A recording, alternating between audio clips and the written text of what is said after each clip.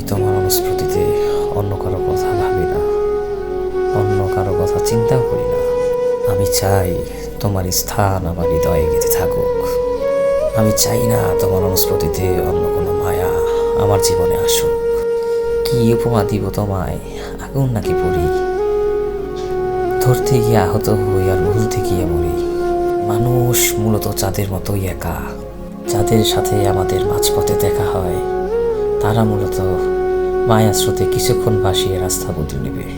একটি অন্ধ মানুষের মনে ইচ্ছে থাকে যতটা দুনিয়া দেখার, ঠিক ততটাই ইচ্ছে নিয়ে অপেক্ষা করি তোমাকে এক নজর দেখার।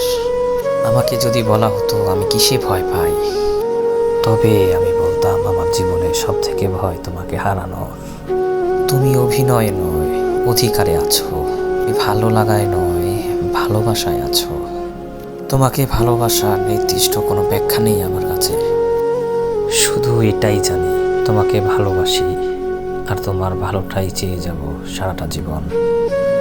আমাদের একসাথে থাকার কথা ছিল মৃত্যু পর্যন্ত, অথচ তুমি ক্লান্ত হলে আর আমি হলাম ব্যর্থ। দুইজনের মাঝে বাড়ল দূরত্ব। তুমি ভুলে গেলে আমায় আর আমি মনে রাখলাম তোমায়। তুমি ছেড়ে যেও না আমায়, তুমি যা বলবে তাই শুনবো তাই করব। এই কথাটি থেকে বড় অসহায় আর হয় না। কত মানুষ থাকবে বলেও সেই সুখটি থাকে না।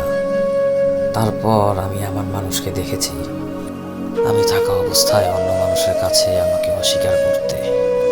প্রেম কি নিজেকে উৎসর্গ করা? ভালোবাসা কি পাবে না জেনেও বৃথা চেষ্টা করা? আর মায়া কি ফিরবে না জেনেও শত বছর অপেক্ষা করা? অবশেষে ভেবে নিয়েছি মানুষ একা।